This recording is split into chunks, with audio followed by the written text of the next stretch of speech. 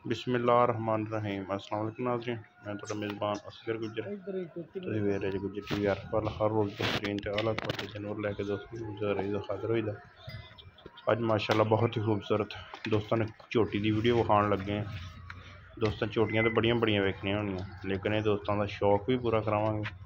तो इंशाअल्लाह अगर किसी दोस्त को जरूरत हो तो वो रबता कर सकता। रबता नंबर चल रहा 0355 72 355।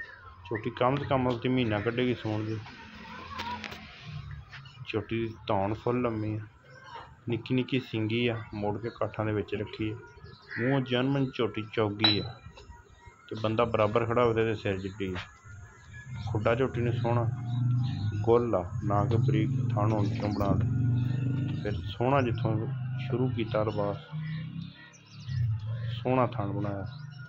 जिमींदार बंदे आ तो जरूरत आ सेल करते हैं।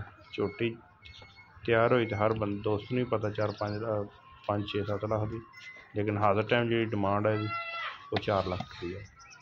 कमी पेशी की गुंजाइश मौजूद है। थन दोस्तों झोटी ने देखना कला कला गोला तो किन्ने किन्ने फासले चीरवा लिबास अगली साइड से झोटी ने चेक कर सकते किन्ना लिबास पिया। ये पिछे हर तरह की तसली गारंटी है। अगो दोस्त आवे तसली कर लो हर चीज़ की, जावे अगर ऑनलाइन लवे तो भी तसली गारंटी। तो माशाअल्लाह सोहना थब्बे मार जाएगी। खास चू मिंचनाबाद दी हैड सुलेमान की इलाका। चिट्टियां सफेद अखां जो बल्ब होंगे, सिंह झोटी ने मोड़ के काठों के विच रखे हुए, जिन्ने मर्जी सूए सोच भी सिंह नहीं गवाण लगी।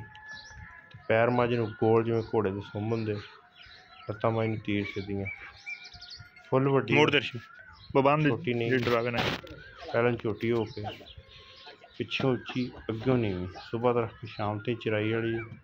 पैर दोस्तों छोटी नूं चंगे पौड़ मोटे खुले। 4 लाख रुपया डिमांड, कमी पेशी विच मौजूद है। इंशाअल्लाह जिस दिन तैयार हुई एक अनमोल चीज़ बनेगी। एक अगली नवी बेहतरीन वीडियो फिर हाज़र होवांगे। अल्लाह।